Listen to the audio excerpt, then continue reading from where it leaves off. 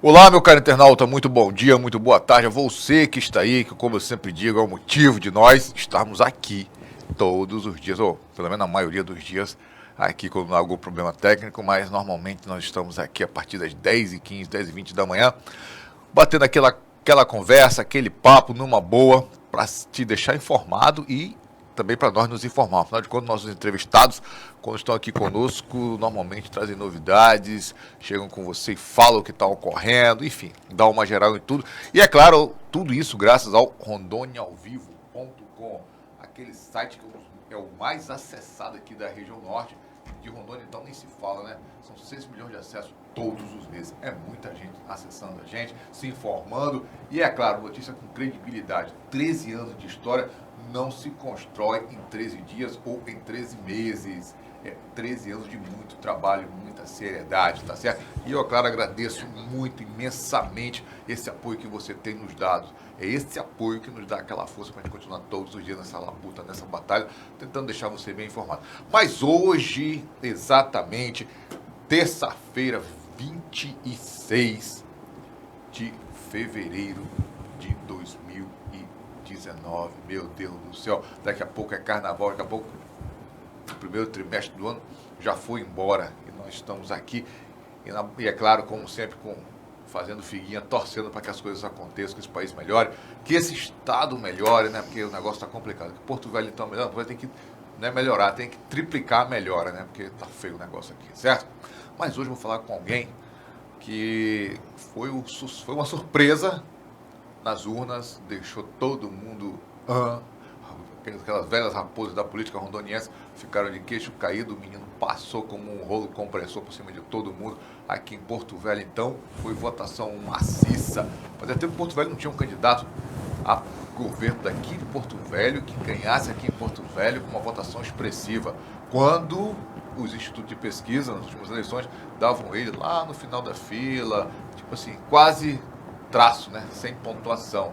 Mas, como diz o povo, tem alguns momentos de lucidez e de sabedoria. E eu acho que esse foi um momento de lucidez e de sabedoria, tá certo?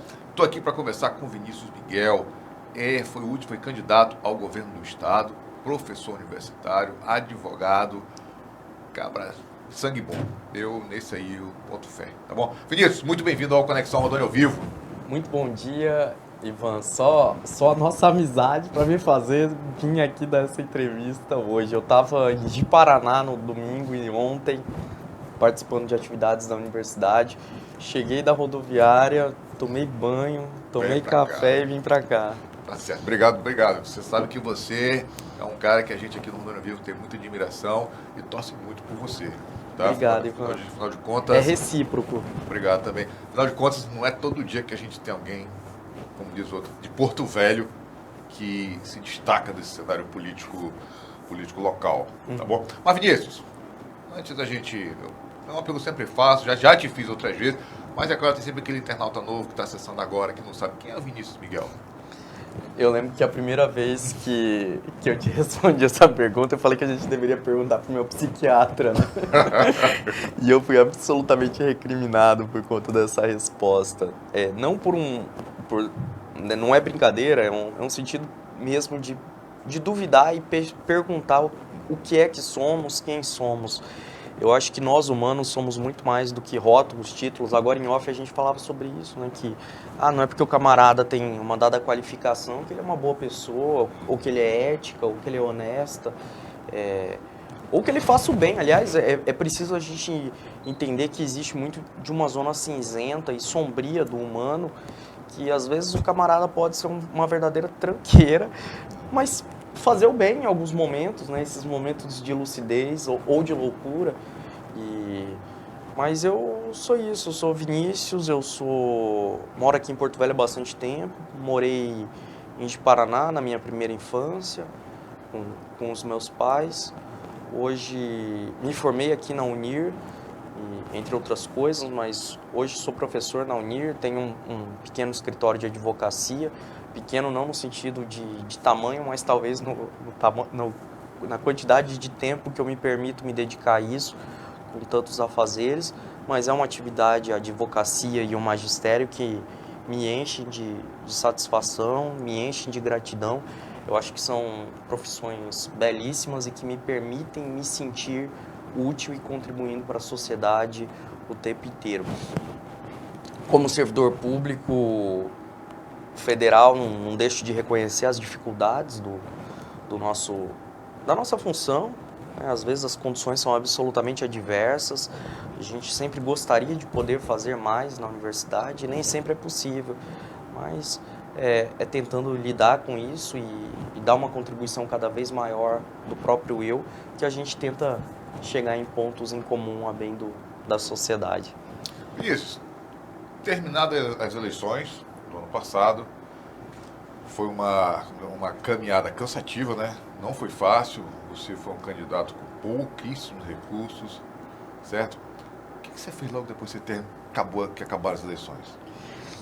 Pois é, a eleição foi no domingo, na segunda-feira de manhã eu me reapresentei na universidade, na reitoria e no RH, à tarde fui para o campus e na terça de manhã já tivemos uma reunião ordinária de departamento nessas atividades administrativas e na terça à noite eu já estava em sala de aula. É isso, né? Voltei para as minhas atividades. Até muita gente acabou não entendendo um pouco isso, falando, mas né, ele não vai fazer isso, não vai fazer aquilo. Não, eu estava fazendo o que eu sempre fiz. Voltei para o trabalho, né?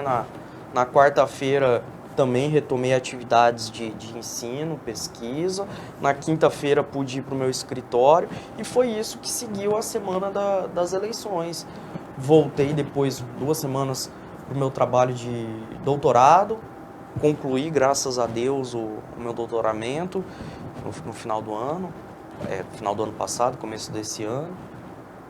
Então é isso, eu retomei as minhas atividades e como eu falava, e não que isso seja algo ruim, mas eu não sou um político profissional e profissionalizado, que tem inclusive fontes de renda da própria política que me permitissem viver exclusivamente disso, sem dizer que isso é bom ou ruim, mas não é o meu caso.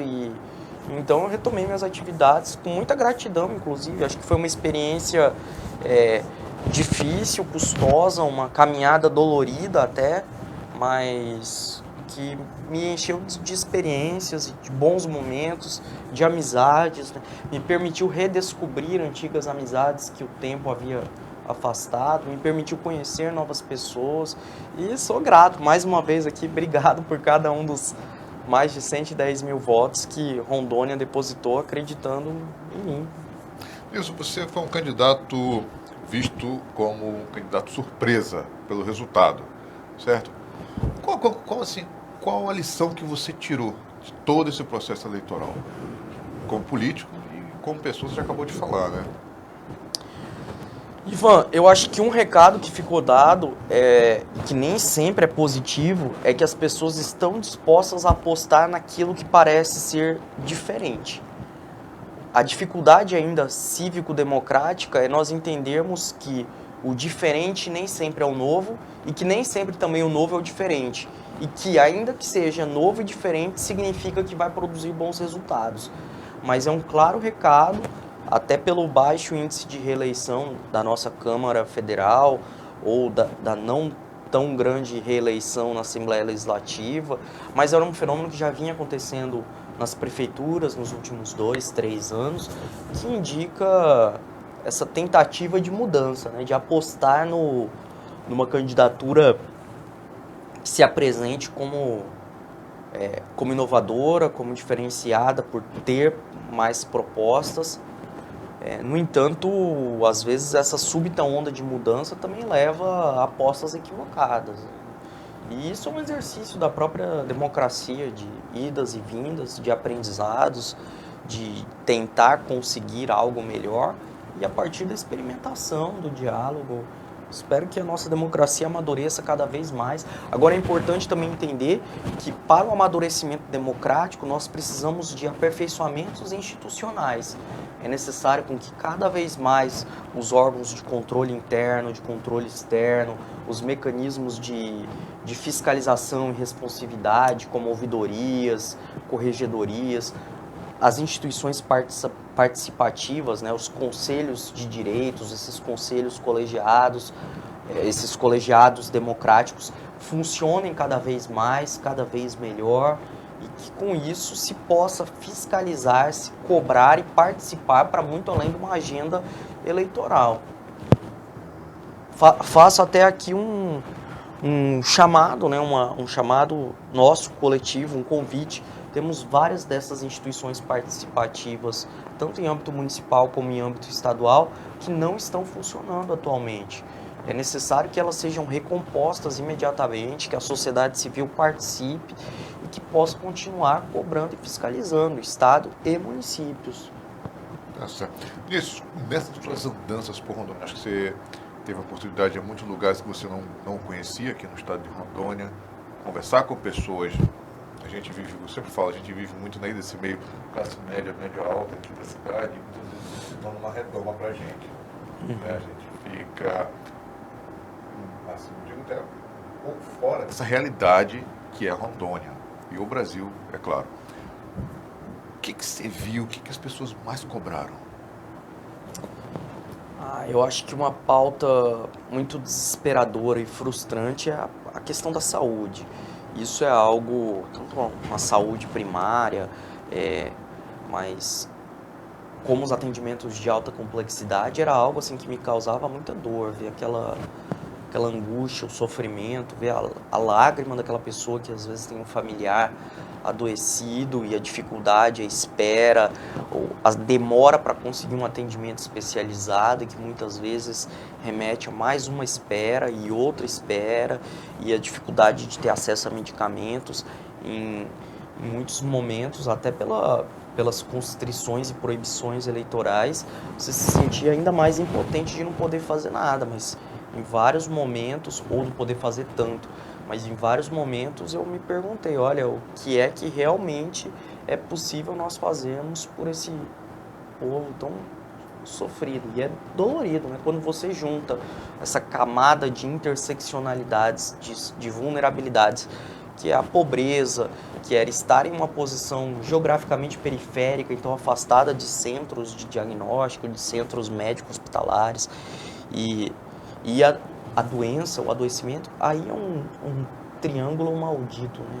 De profundo sofrimento humano e que o Estado precisa mais e mais ajudar. Assim como a própria sociedade, eu acho que às vezes a gente atribui muito papel ao Estado e esquece que a sociedade civil também precisa fazer muito, inclusive se organizar para reivindicar, se organizar para denunciar, se organizar para postular melhorias e também para fazer o nosso trabalho também cívico, de benemerência, de caridade, não um assistencialismo eleitoreiro, mas sim a gente precisa pensar em uma sociedade civil robustecida que possa também prestar serviços, inclusive talvez captando recursos públicos e prestando um bom serviço de um caráter assistencial.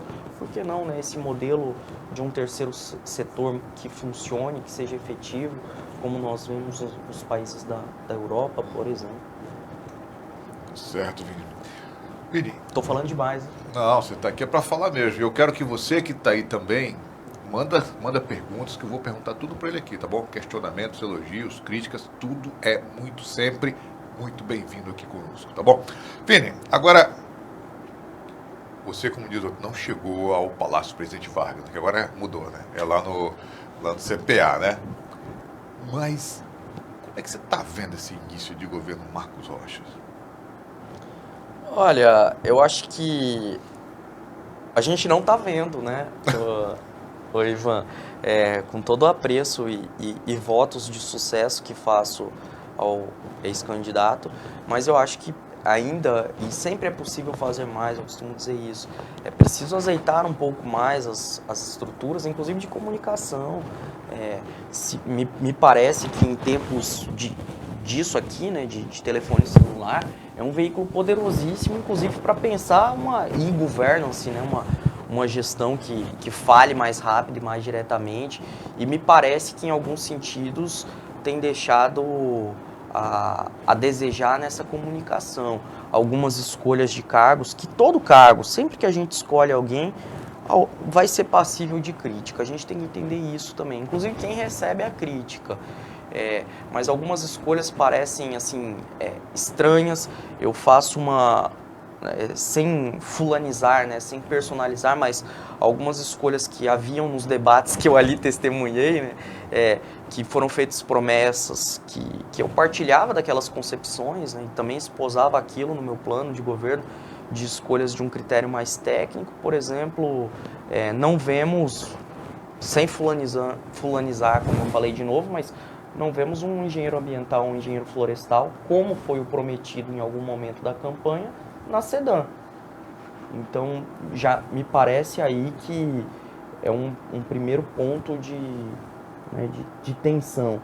A outra coisa que, na própria Secretaria de Justiça, onde ele for secretário, que está faltando comunicação. Eu faço, por uma questão até de clareza, fui procurado pela direção do Sindicato dos Agentes Penitenciários para prestar uma consultoria em termos gerais nesse momento do movimento paredista.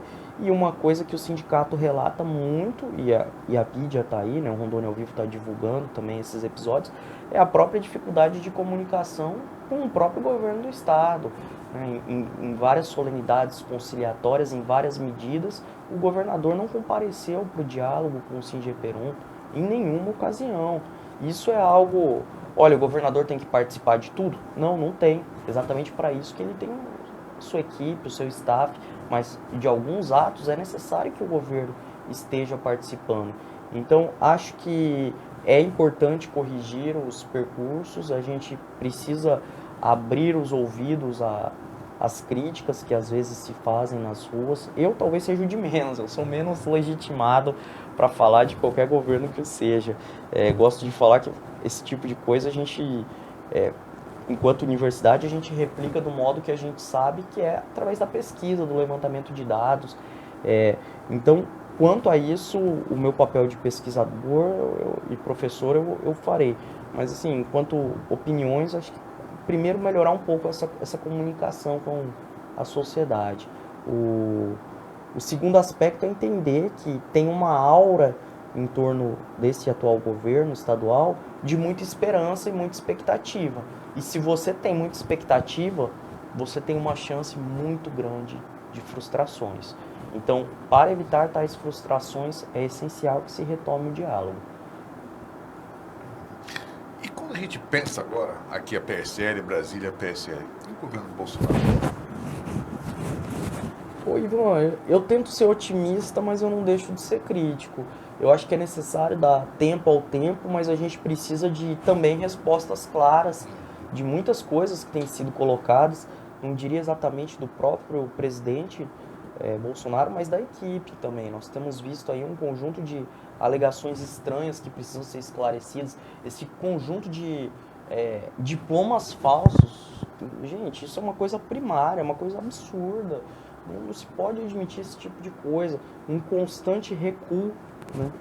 Não que recuar seja sempre errado.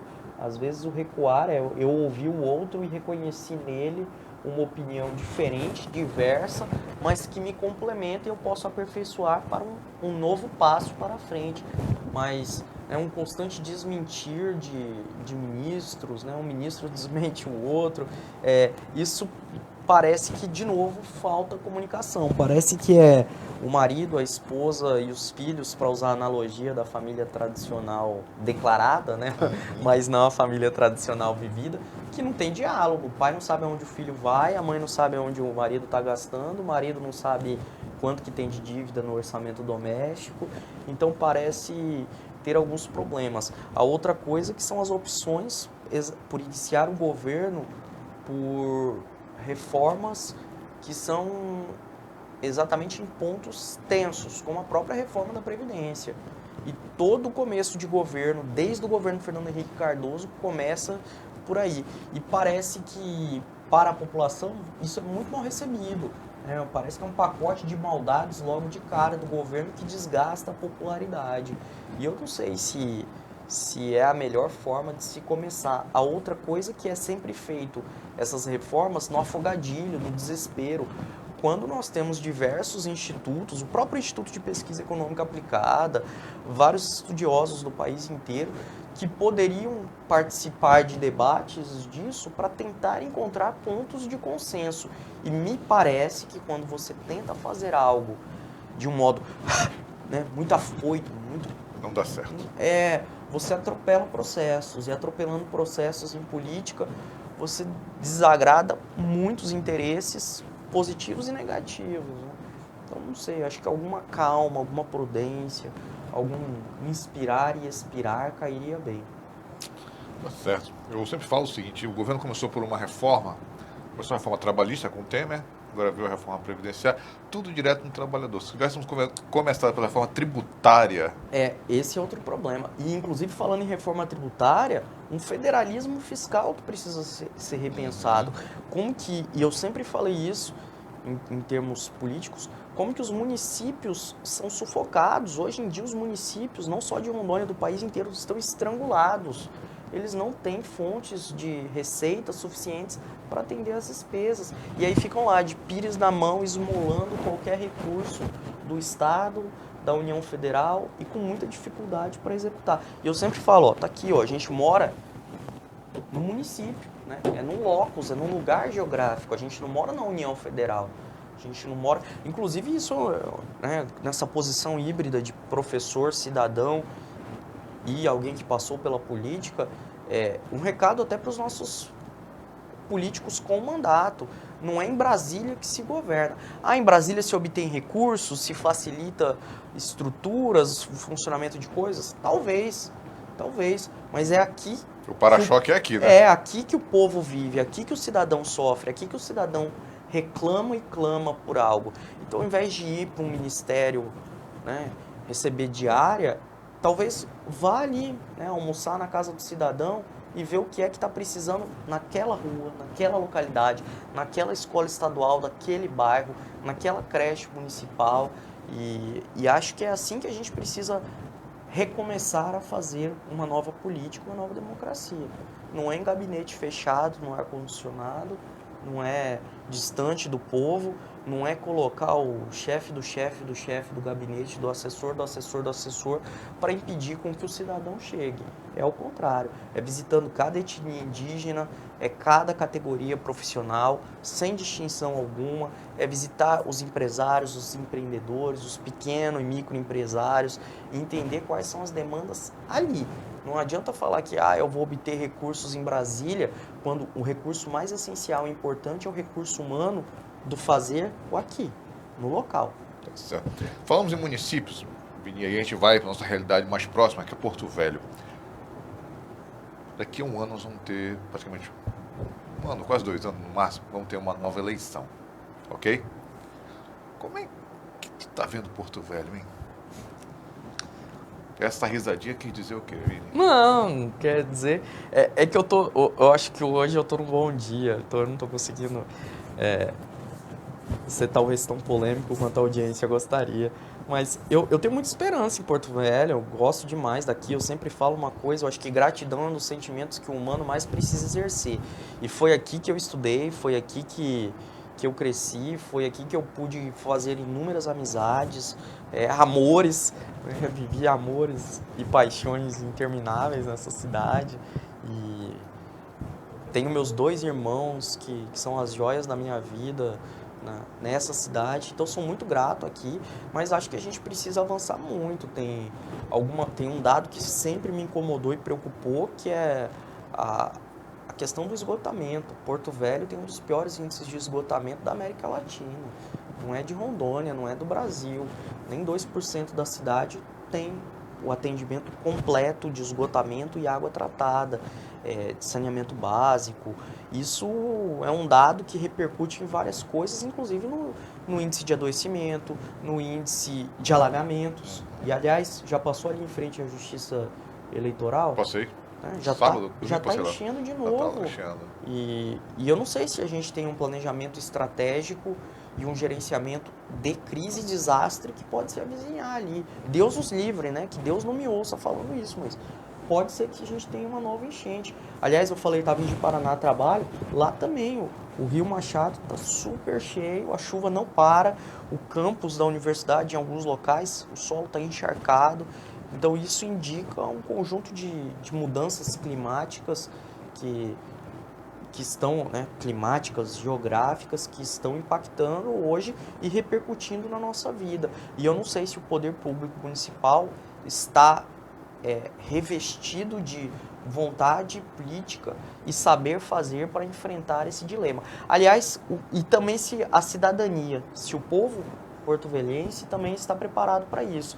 Porque, e não gosto de culpar e culpabilizar o cidadão, mas o quanto que nos falta de bom senso e de educação ambiental, né? A gente joga o lixo na feira municipal, acho tão triste isso, tem tanto resíduo alimentar que depois fica simplesmente jogado, e aquilo podia ser pensado de uma forma até de reutilização, com compostagem orgânica, transformar aquilo em adubo, reutilizar para alimentos de alguns animais, né? Claro que com a triagem de veterinários ou tecnista.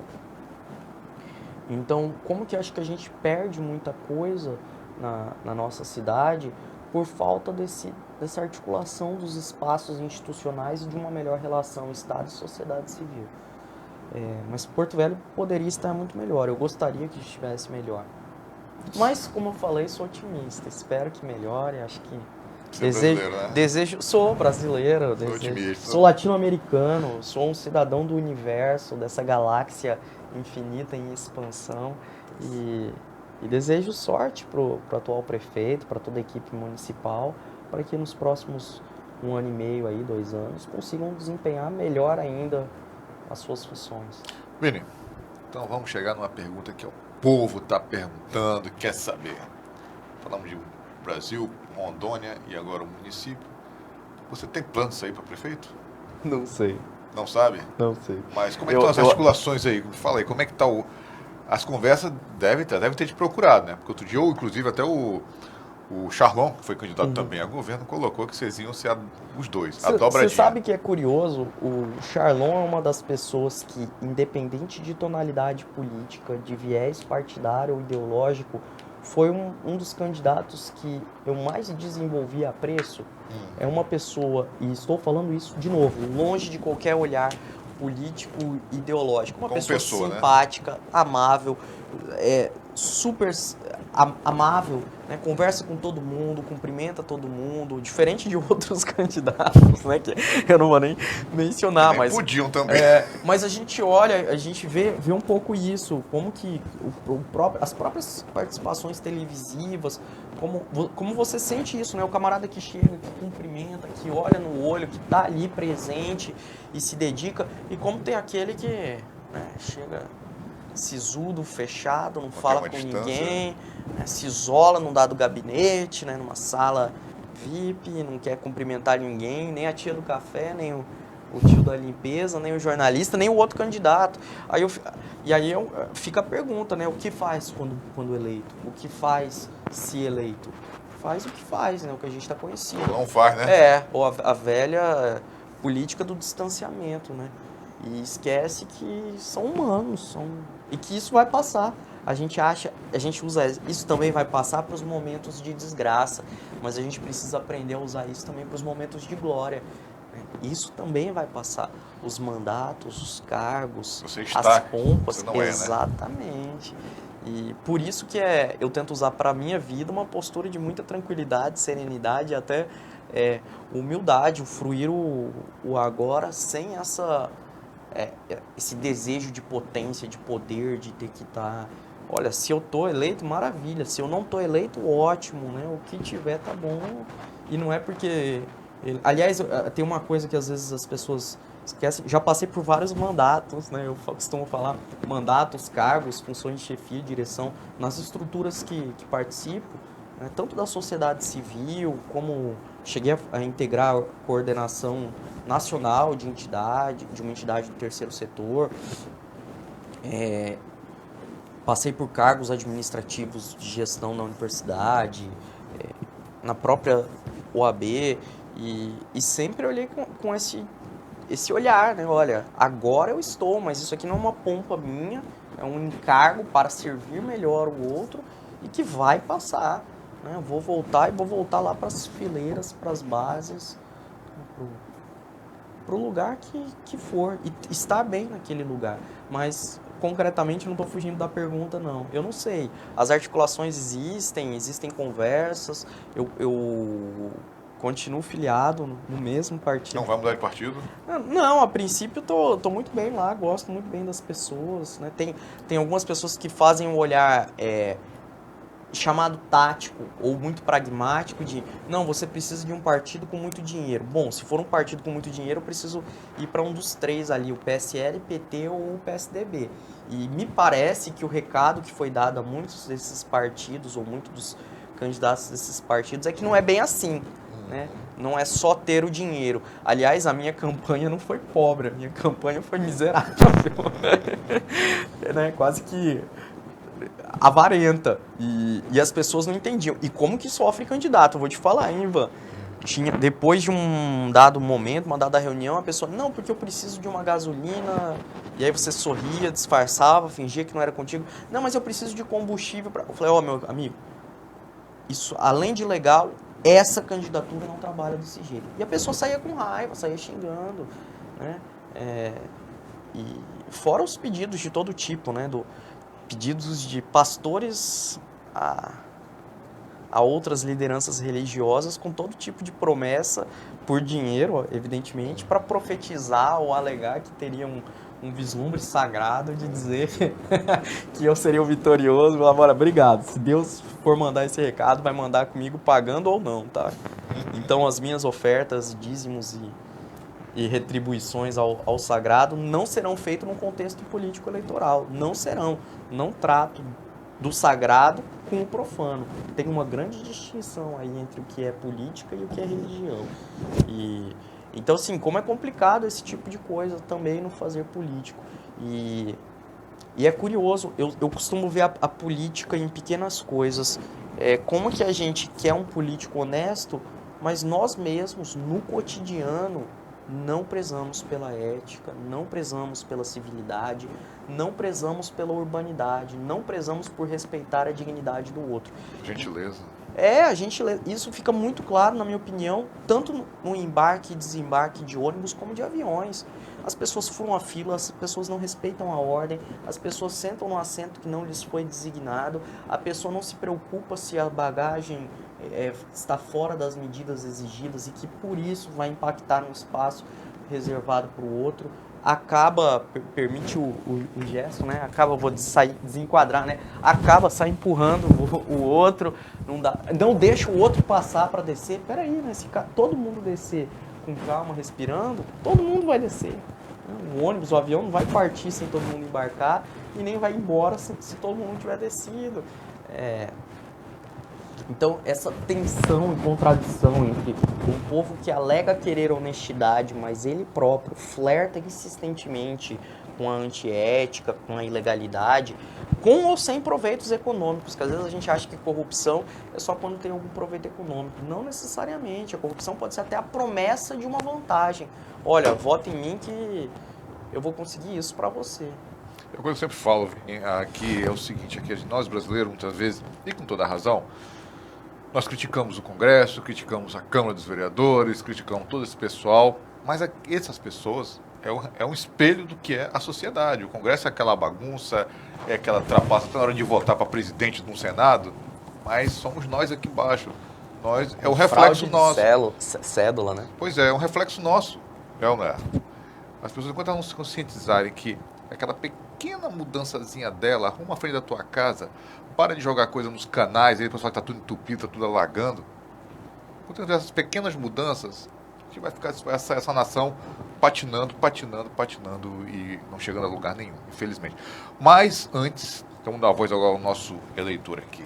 Ou os seus eleitores, né? Estão me xingando muito, irmão? Vixe, Maria, aqui tá uma surra. Fernando Fontes, um abraço, meu caro, pela tua audiência. Valeu, meu caro.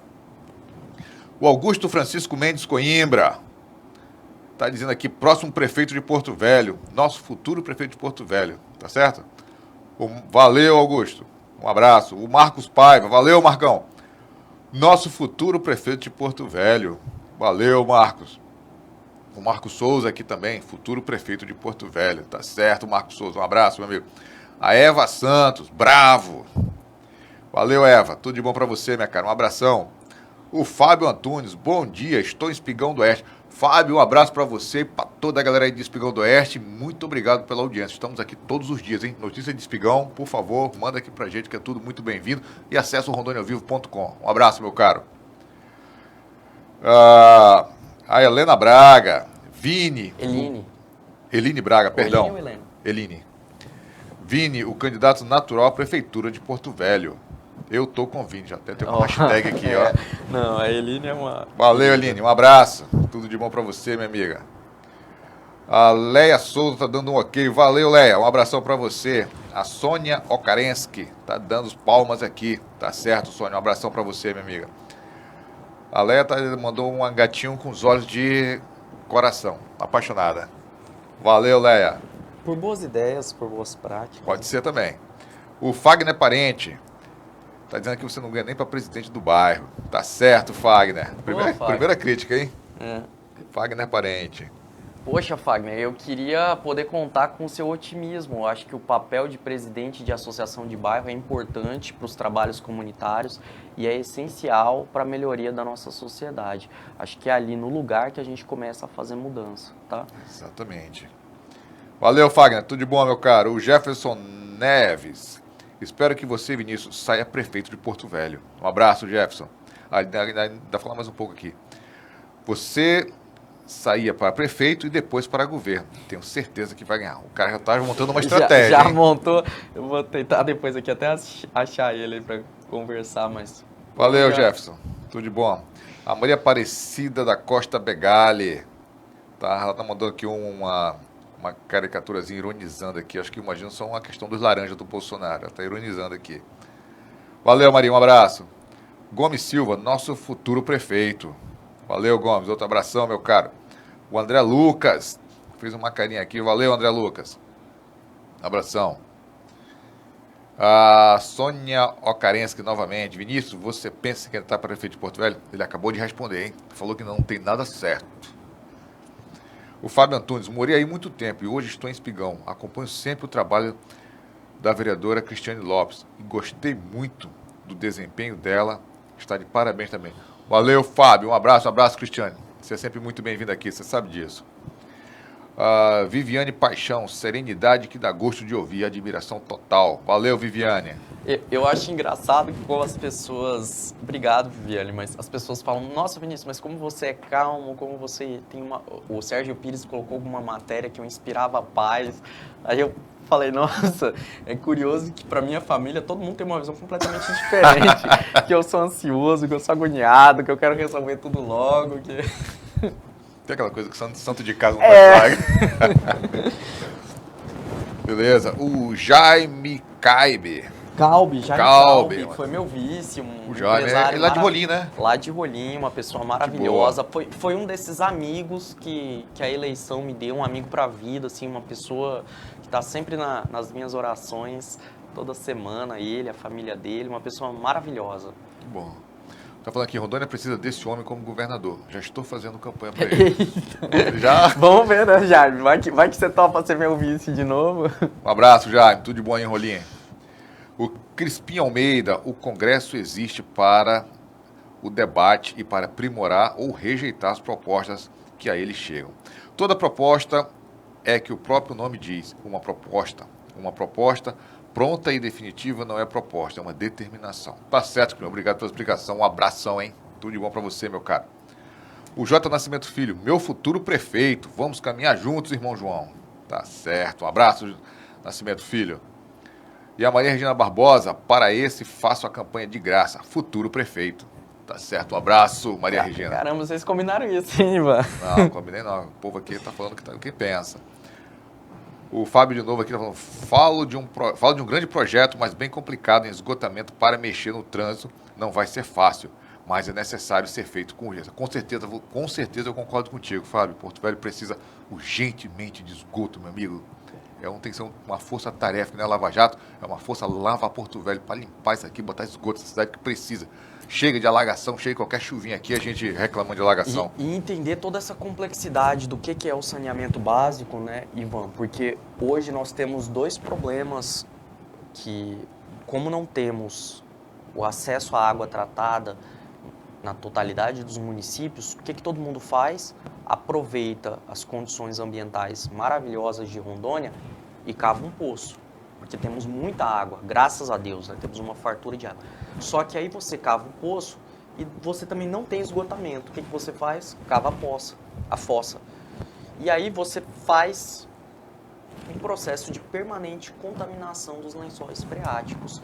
E até mesmo a utilização desenfreada da água para fins potáveis e, né, o lançamento de dejetos nas fossas, que leva à contaminação, isso vai levando a um desastre ambiental a médio prazo.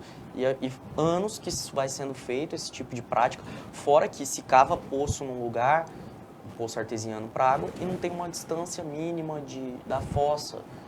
Então a gente precisa... Falta orientação, né? Então a gente precisa urgentemente do poder público atuar. Inclusive atuar buscando alternativas, como fossas agroecológicas, né, com outros mecanismos ambientalmente sustentáveis e menos poluentes, porque do contrário nós vamos logo perder essas nossas fontes de água, contaminando, fora a ingestão de dejetos, que é o que a gente acaba fazendo. E olha, galera, isso não é mimimi não, tá? Isso é real. Muito real mesmo, infelizmente. O São Jorge, a prática é o grande algoz da teoria. Um abraço, São Jorge. Com certeza, meu amigo. Dizem que a água é grande prova de qualquer construção, né? Quando chove é que você sabe, né? A Sônia está falando aqui, existem vários projetos para essa situação. Infelizmente, não tem ação. Qual seria o motivo, hein? Sônia, é uma série de motivo, acho que não tem um motivo, são vários motivos. É cultural, é político, é a força de vontade. O negócio é sentar e tentar solucionar. É o único jeito. Agora, que a gente vê muito discurso aí, muita gente muitas vezes com recursos e não é aplicado, infelizmente. O São Jorge está falando aqui de novo. Espera aí, São Jorge, só um minuto. Engraçado que as perguntas não estão aparecendo aqui para mim, não nessa ordem. Olha, acho que não querem que eu pergunte para você, hein? São Jorge dizendo que a lei mais antiga do mundo já tinha um princípio moral muito importante, que é a lei de Deus. Tá certo, São Jorge, um abraço. O Juraci Júnior, acompanhando aqui de Salvador. Abraço, prefeito. Um abraço, Juraci, também, lá de Salvador, hein? Oi, Juraci, tudo bem? O Fábio Antunes, acho também que tem que mudar muito a maneira de trabalhar e também tem muito funcionário que quer só emprego e não trabalhar. Infelizmente isso é uma realidade, mas, meu caro Fábio, só muda com voto, tá? Não adianta a gente voltar certo a próxima vez. Um abraço. Gleison Oliveira Silva, não seja candidato para prefeito. Ser prefeito hoje é um castigo. Você sabe que eu ouço muito esse tipo de comentário também, Ivan. Embora receba com muita felicidade não só as menções favoráveis, mas também recebo as preocupações dos outros, mas isso tem sido um comentário muito constante, né? E que não deixa de ser uma realidade. Como que todos os últimos ex-prefeitos, pelo menos em Porto Velho, tiveram profundos problemas na sua vida política. Não conseguiram se refazer politicamente, não. E pensando, Roberto Sobrinho, do auge dos investimentos de PAC 1, PAC 2, né, de uma política econômica bem desenvolvimentista, um monte de recursos que receberam na prefeitura, passou a ter uma série de problemas, inclusive judiciais, e nunca mais conseguiu ser reeleito a nada. O Mauro Nazif conseguiu ser reeleito agora para deputado federal, mas acho que foi a primeira vez que, desde que a gente tem a lei da reeleição, que um prefeito se recandidata e sequer vai para o segundo turno no estado de Rondônia. Então, também saiu muito desgastado, muito ferido com esse processo. E o nosso atual prefeito, o Wildon, como eu falei, a quem eu desejo muita sorte nesses últimos 2 anos de gestão, também está sofrendo uma artilharia pesada da imprensa, da sociedade. Então, a gente vê como também os problemas são muito volumosos, os problemas são complexos, os desafios parecem intermináveis e sem soluções a curto prazo. E aí gera essa crítica pesada. Eu vejo o seguinte, que hoje, quando nós pararmos para olhar a história da prefeitura de Porto Velho, os que já passaram, que foram prefeitos, todo mundo, a população toda tem uma reclamação, exceto um, que a população ainda se lembra com uma certa admiração, que é o Chiquilito, que está morto, né? Pois é, e eu gostaria de fazer essa reflexão, até dentro da ciência política, da sociologia política. Será que a gente não tem uma boa lembrança dele em decorrência da morte? Pois é. Porque eu não sei se tivesse vivo, se seria tão bem rememorado assim. É verdade. É uma coisa que eu sempre percebo isso. E vamos aqui finalizando aqui, hein? O Youssef Cavalcante Rijazi. Bom dia. Grande abraço, Vini. Gostaria de saber dele. O Brasil se encontra nas últimas posições do PISA. E, segundo a OCDE, é um dos países que tem as piores remunerações dadas aos professores. A educação tem jeito? Youssef, tudo bem? Bom, eu acredito que tem, né? Senão eu não estava dedicando aí os últimos 10 anos da minha vida profissional na educação, fosse na educação do ensino, né, fundamental, ensino médio, ensino técnico, ensino superior atualmente. Mas, de fato, é bem isso aí. Nós precisamos pensar em massiva capacitação dos docentes, uma remuneração digna, né, uma remuneração que premie cada vez mais os bons docentes, pensar na qualificação permanente da equipe técnico-escolar. Hoje os professores são também sobrecarregados porque não tem uma equipe de apoio, uma equipe de suporte adequada e bem treinada nas escolas, seja escolas fundamentais ou escolas de ensino médio. E também, cada vez mais, se não achando que isso substitui o professor ou a sala de aula, mas como que nós temos que nos apropriar melhor das novas tecnologias e utilizá-las no ensino também, para hoje, cada vez mais, com esses recursos audiovisuais, com as redes sociais, estimular os estudantes a um novo tempo. Achar também que as formas de fazer a educação de que a gente fazia 10, 15 anos atrás vão continuar servindo para os estudantes dos próximos anos, também é outro erro que nós, professores, não podemos continuar incorrendo. Mas sim, a educação tem jeito. E, aliás, eu acho que não só tem jeito, como é a solução. Tá certo. O Fábio Antunes, perguntando se você já fez gestão ambiental. Oi, Fábio. Não fiz, mas eu, durante a minha graduação em Ciências Sociais na Unir, eu trabalhei muito tempo como pesquisador em outra área, mas no Labogelpo, Laboratório de Geografia e Planejamento Ambiental, com pessoas incríveis lá, uma delas o professor Dorisvalder Dias Nunes, que é da Geografia, Gestão Ambiental, e sempre tive algum flerte com a área, sobretudo do direito socioambiental. Então, algumas coisas me são afeitas, inclusive algumas ideias de sistemas agroflorestais, agroecologia, né, formas mais sustentáveis de produzir e de viver no nosso planeta. Tá certo. Tá aí, Fábio, respondido, hein? Luiz Carlos Pereira, na área, se derrubar o pé. Eu sei, Luiz Carlos, tu já vai chegar. Só um minutinho aqui, meu amigo. Um abraço, obrigado. O Hélio Rocha, fico feliz pelo Vinícius, pela luta desde o curso ginasial no Dom Bosco. Excelente menino, ele e seu irmão gêmeo. O Hélio Rocha tá falando. Oi, Hélio. Obrigado. Um abraço, querido. O Luiz Carlos Pereira quer saber aqui. O que o Vinícius, como professor, achou da decisão do ministro da Educação de filmar a meninada cantando o hino nacional e gritando o lema da campanha do Bolsonaro? Olha, eu acho que lema de partido algum ou de candidato algum deve ser cantado por estudantes, ainda mais se provocado por adultos. Eu acho que a gente tem que sair, inclusive, dessa lógica adultocêntrica de que o adulto tem que instruir o aluno o que fazer. E isso já me remete logo para um padrão autoritário sexual que a gente precisa olhar com cuidado. Se a gente fala para crianças e adolescentes que elas têm que fazer X ou Y, obedecer sem avaliar e sem criticar e se permitir filmar, isso é um convite para a pedofilia documentada, né? A pedofilia e a pornografia infantil. Tem que tomar muito cuidado com como a gente trabalha essas ideias de autonomia e consentimento com crianças e adolescentes, porque a pretexto de estar dando uma mensagem certa, a gente pode estar dando uma mensagem muito equivocada. Agora, quanto a filmar os estudantes, olha, quando começaram a falar que iam filmar os professores, eu lancei o outro lado da moeda. Eu falei, podem me filmar, vai ser um prazer. Inclusive, vou começar a ir mais arrumado para a sala de aula, mas também vou filmar os estudantes. Mas, brincadeira à parte, eu acho que a gente precisa de novos consensos. A educação parece agora que tem uma raiva, né, uma fúria da educação, tem que destruir. E não é de agora, não, né? Não é governo somente, embora esse ministro da Educação tenha feito algumas falas estranhas, né, que ele precisa melhor esclarecer para dizer se não é um mal entendido da nossa parte.